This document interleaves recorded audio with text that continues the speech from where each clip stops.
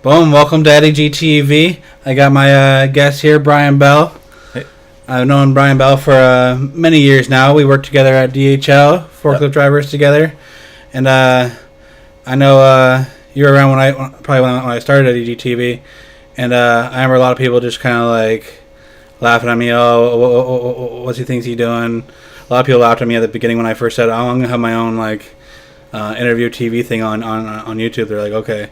But Brian Bell has always been supportive. Yeah. He was like, hey man, fucking that's great shit. When everybody else is like, oh, like people say you can't do things when they feel they can't do it. Yeah.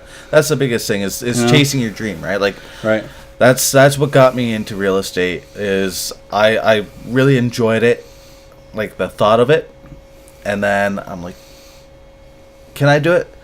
Had my kids, and I know that in a sales career it's not like 40 hours where you get your paycheck, you go home and do your thing, right? So that was one of the biggest things for me is that fear of getting over it. For sure. So the security of having the 40-hour job and it's like you don't have to really, you can just turn off your brain and just do it, right? Oh, so many times I did that.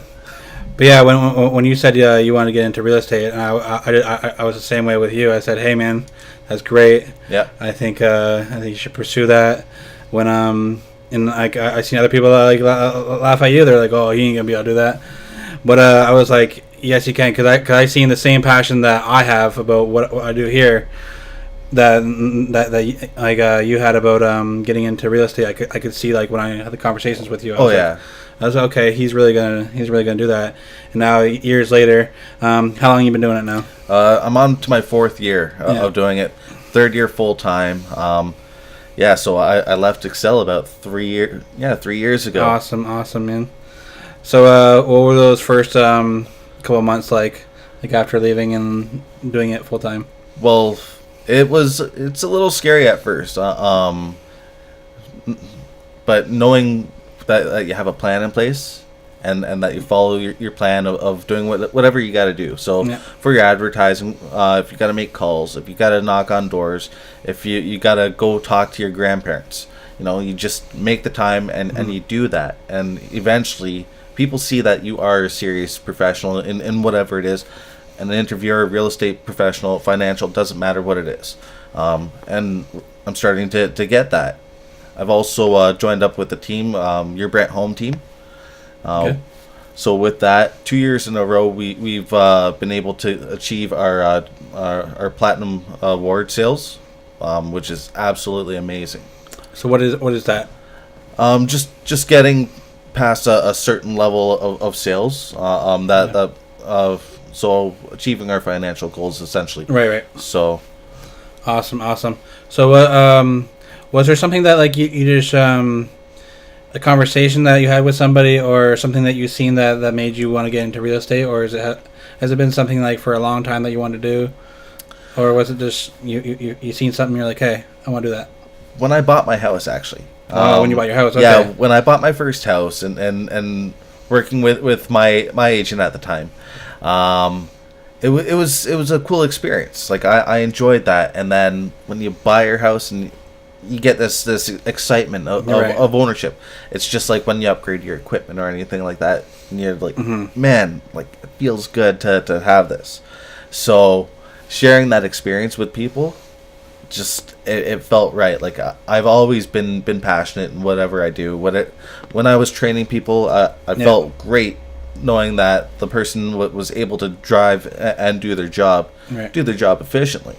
So being able to take that passion and that feeling over into selling homes, purchasing homes, it felt right. Right. And both things like training people and selling people's houses. Like you got to be really good with communicating with people. Like it's not just business. It's like you have to present a good vibe, so like they feel comfortable in doing it, and because it's a big, huge thing buying a house. Yeah. Like, so you want the people to feel as comfortable as possible, right? Exactly, and you want to educate them as best as you possibly can. You walk into a house and everything looks great, and you look at say the plumbing, or you look at certain things that might seem off to yourself as a professional after you've seen so many things. they may not notice it. So bringing that up to their attention and saying, okay, well, that's something that could cost X amount of dollars from what I've seen and what I've talked to other professionals like plumbers, electricians. Of course, I can't actually say it's going to cost them this. They need to actually talk to the professionals, right? So what is like the number one thing people miss, like when like when they're looking at a house and they like it and they're looking around? What is the number one thing like they miss that's wrong with the houses? There's a lot of houses that may have water issues, especially older ones that have the brick type of foundation, like the block type, instead of poured. Right. So because of that, water is able to actually get into the bricks a little easier and how it goes through. So they might move in on one season, and then when seasons switch, and then they can have issues. Exactly. Like I purchased my house in the winter, and then we noticed during the thaw that, hey, our sump pumps, both of them are going off. Yeah. Part of my basement was a little wet, but I mean, you aren't going to notice that in the winter. So some things might be a bit of a gamble, and other things are a sure thing, right? Right. So, do people go up and like when they're buying the houses, go up and check the roof? Like, well, or is that a thing? Yeah, you'll get a home inspector to go up, as long as they can see the shingles and all that. Some might actually go on the roof and inspect. In the winter, of course, they absolutely won't, just for safety reasons. Right. But they'll go up, they'll inspect it. They'll see, vents, caps, everything like that to see that it's in good condition. Okay. And then tell you what the average life expectancy is of that roof. Okay. So when somebody wants to sell their house, like what is the best way for them to build up value of their house? Yeah. So looking at what's going on in your areas, there's always things that are trending, right? So it could be a certain paint color, it could be the floor style. So staying on trend with that. Mm-hmm. You might want to lay down a laminate floor that's a little more popular right at the time, like that smoky gray type laminate. Yeah, used to be a popular thing. I actually wanted it in my kitchen. So as long as it's cost effective as well. So you don't want to just over renovate your home. Before you go and spend money, go and see what's popular at the time. Exactly. Not necessarily like what you might like, because you might buy some stuff and make it look how you might like it, but then trying to sell the house is different, right? Yeah, you want to have a broad spectrum, right? So you might be a big fan of green walls, right? Not everybody's going to want that, so lighten it up to something that's more open, like an earth tone, like not a full white, but something that like has something that has shade to it.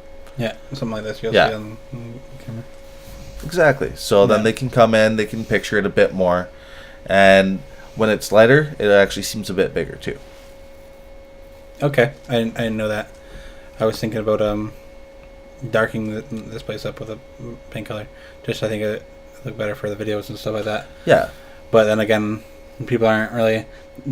Everybody's not doing videos in their house, right? So that's why I thought it'd be good for my stuff. But yeah, like if it's going to work for you, even setting certain areas of a room to have that as a designated area for you to work, right? Right. So when buying a house in like different areas, like I know you could probably get a really nice house in like a cheaper area for cheaper, and then like a not so nice house but in a richer area for almost the same price, right? Like what would you say like is the better way to go? Kind of like a mid-range area, nice house, or it's all preference, really. Like Brantford right now has a stigma in Eagle Place, right? Right. So there's some nice houses in Eagle Place. It's great. The lots are huge. There's some really nice houses. Like My buddies had like one of the biggest backyards in Eagle Place. Like I think it was 140 feet depth, which is insane. Yeah. You aren't going to get that in the north end. No. So it all depends on just how you feel about the area itself, because some people have a personal preference. If you're newer to the city, then of course they're going to go for what's going to be the best bang for their buck when it's all said and done. Right.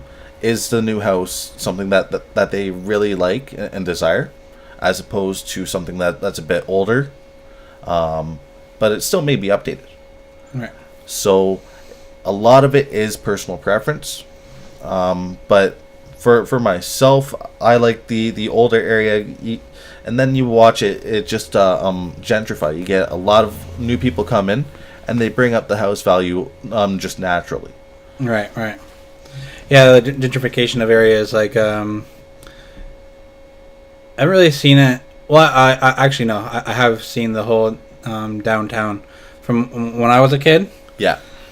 That whole downtown is completely different now. Like, and like it's like if I were to tell people now I moved to Brantford what it was like back then, they'd be like, I don't believe. Oh yeah, Silent Hill. Yeah, it's a whole complete turnaround, but it's starting to go back in a bad area. You hear about the Tim Hortons down there, like yeah, that's a whole different story altogether. Oh, for sure. But so like yeah, we're talking about the paint on the inside of the house, like painting the outside. Is there any certain like colors to kind of go for, That's actually a good question. A lot of people do like or the siding or whatever. Yeah, they like a lot of the brick. So yeah. Either you have the full brick, or have a vinyl with. I'm not even too sure what's been popular with the vinyl siding lately. Okay. Because a lot of people have just been purchasing the houses as is and just living in it and holding it for the past couple of years. Right. So I know off camera you didn't say you know everything about commercial, but Yep. what are some things like so like let's say I want to start a business, I want to buy a commercial property. What was the first things I start like? Well, definitely talking to the bank, your own accountant to find out how much you can afford. Right.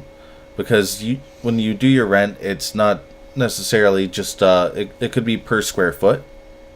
So you could be paying say $9 per square foot for the month, and then also what they add on top of that is a common area maintenance fee of say $9, which covers the outside that you'll see in a plaza. Okay, so that's when you're like straight out buying the place, or like, that's when you're leasing it. Yeah. Okay, you're leasing it. Okay. Yeah, so that's the common thing for businesses. Like To if lease you out if you were a small business, you'd want to lease it out. Yeah. So that way you know exactly what you're getting out from the landlord. Right. So if I want to buy a whole like a commercial place, Yeah. and lease it out to companies, what would be the process there? It's similar to purchasing a resale. So Okay. still getting your mortgage done, finding out exactly what you can afford. It's just other conditions that will go into the purchase of that. So there might be an environmental study that needs to be done. So that way they know, okay, this land is viable. So purchasing a commercial area down by the brownfields, right? Or Right. having a commercial area that's close to an industrial area might actually change that zoning. So having your agent know the zoning prior to actually going in, because your down payment will change depending on the type of zoning of the property. You might use it for commercial, like an auto shop, but that auto shop might be zoned industrially, so your down payment will actually be more than what's required. Okay. Yeah. So as far as like down payments on like a regular houses, what is like is there a percentage of the total cost of a house that like you should put down for your down payment, or is it like a bulk amount, or? Yeah, so on a resale home, first-time buyers usually put down about 5% of their purchase price. Now, that includes insurance with CMHC, and they basically say, okay, if you become negligent in your payments, then they'll basically take the house, sell Right. it, repossess it, etc. However, if you have over 20%, it negates CMHC, so then you don't have to worry about them for your 5 years of your term. So you'd be paying your mortgage, and then principal, insurance, and then CMHC as a first time buyer. CMHC does carry on if you're buying a second property, of course. But with commercial, I believe that you do need about 20% down. Okay. But definitely check with like mortgage professionals to verify all that as well. Okay. Okay. So clothing closing costs. So when so let's say I buy the house for 200,000. That's what the person selling it wants. So I buy that. So the closing cost is like so it goes to the real estate agent, right? No, the closing costs actually cover stuff through the lawyers. Any adjustments that need to be done, like taxes. Okay. So stuff like that will be covered under the closing costs. There's some extras that do go in there. Of course, yeah, commission is added into that, but it's already a known factor that I'm selling my house for X percent. Usually around 5% is commission. Okay. So that. So you set your price up higher than. So. Yeah. Okay. So well you sell it for 200,000. Right. That 5% comes off of that, and then your other closing costs will come from that as well. So taxes, lawyer fees, any other adjustments that need to be made. Like say that it had an oil furnace, so you got to top up the oil furnace. Right. And those adjustments are made too. Okay. Yeah. Okay. So I was watching this thing, Jay Morrison or something like that, a guy on YouTube talking about real estate and stuff like that, and he was talking about ways to become a millionaire through this. And I thought it was a pretty good thing. I'll explain everything he said and see if you think it is. So the guy buys a duplex. He lives in the one side. He rents out the other side. So then 5 years later or whatever, when he renews his mortgage, is that a common thing? 5 years? Yeah. So it's a 5-year term. Yeah. But the actual mortgage will last 30 years. So every 5 years you just. But you can renew your term every 5 years. Yep. So what he was saying is like, so then, he's paying it off, and then like let's say he wants to buy another place, so he buys another place, but keeps the duplex and then rents out both of them. So then he's making money off that to pay for the place that he's buying, and then he does that. He buys and then eventually he buys a couple duplexes and just keeps on doing it like every time he so when you renew your mortgage, how many mortgages can a person have?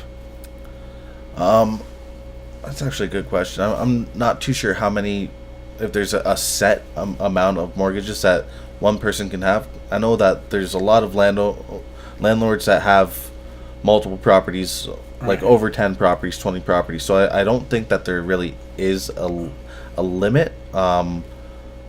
I'd have to double check and learn more about that. As long as you're paying these bills and Yeah. your credit score is up to get these mortgages. Yeah, then pretty much. You can keep going, right? As far as I know, yeah. So that's what he was saying. He was saying, okay, and then you just keep on doing this, and then eventually, after you have so many properties, you buy a big building, and then after a while, you eventually become a millionaire over that because of the different properties being owned and stuff like that.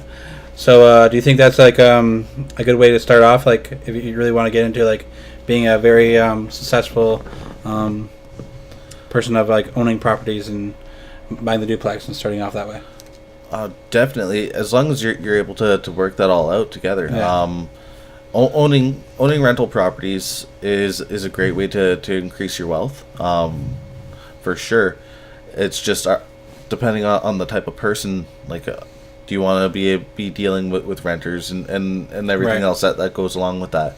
Do you want to hire property managers? Because once you get past a certain amount, that's what he brought up in there. He's like, okay, he's like, at this point, you're gonna want a property manager. Yeah. Like he said pretty much when you move out of the first place, you're probably gonna want to get a property manager when you're not living at the duplex or whatever like that. Yeah. It's the same idea as selling your house, right? So you can do it by all means. You can sell your house on your own, but hiring somebody else to take care of the showings and everything else like that, and just say, hey, this is what's going on. It's similar with a property manager. So when you move out of that first duplex and you have a property manager come in, he's going to be taking all the calls for maintenance, everything like that, chasing checks if he has to, because that's one of the biggest hindrances of being a landlord, is having to chase checks if your tenants aren't good. Right, exactly. So what are people's obsessions with like high ceilings, and how much extra like do places cost that have like the high ceilings? Is that like does that bring up, like, how much does that bring up the value? Like a lot, or? Oh yeah, well a lot of people do like the high ceilings. It almost has that regal effect, right? So you're coming in, it's got more light. You'll see that a lot in the newer builds in West Brantford, and also out in Echo Place as well, like those new builds. So a lot are 8-9 foot ceilings. It just opens the whole room up for them, and a lot of people enjoy that. I almost think like you could have like another floor up there, like just about, eh? Yeah, like I could have like a whole bunch of new rooms up there, or just have like a bunch of space up there. Like, that's what I think. But like not everybody. But I get like how people like the high ceilings of the look of it. And, yeah, it's definitely a thing. So like credit scores, like so like when people what are the main things like people like should do, like for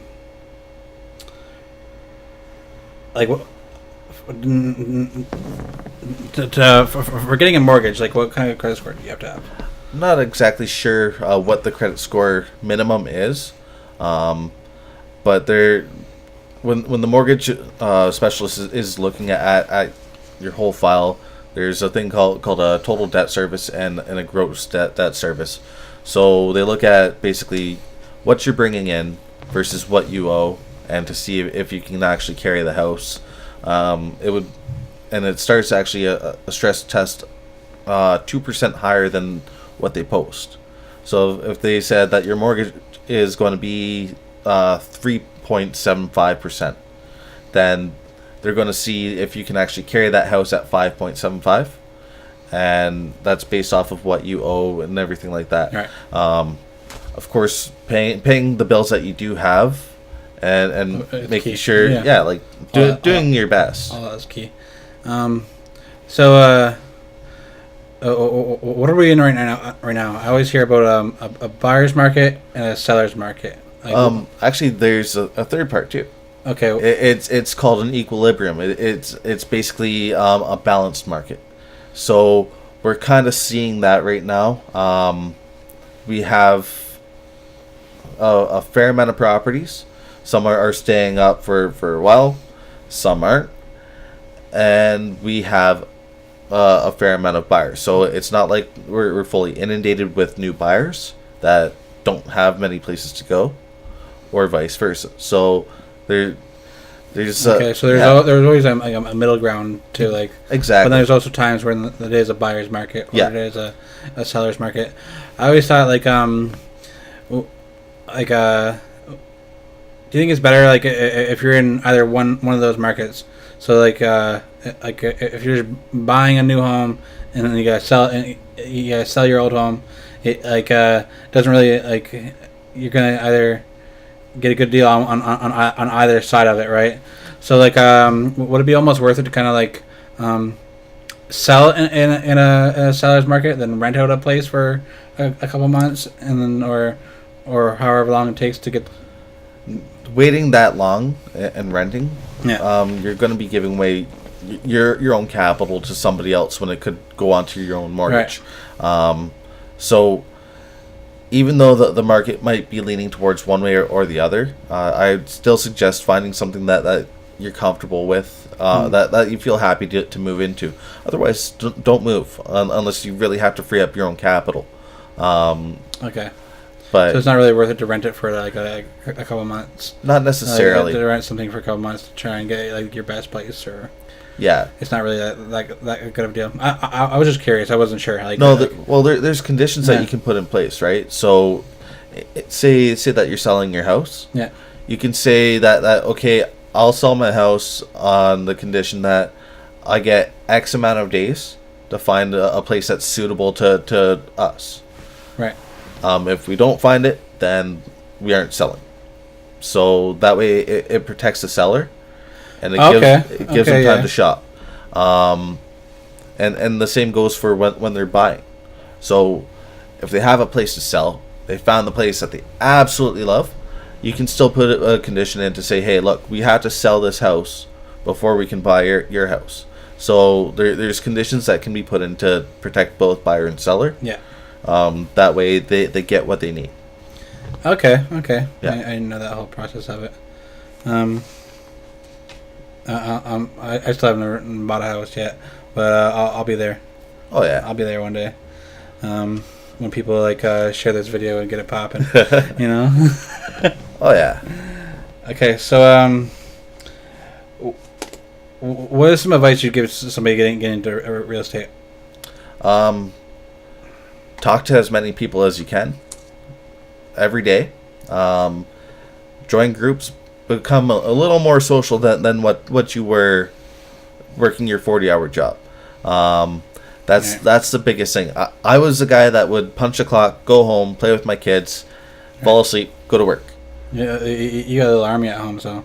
So yeah. I've got 4 of them. Yeah. So that's what it was. Yeah.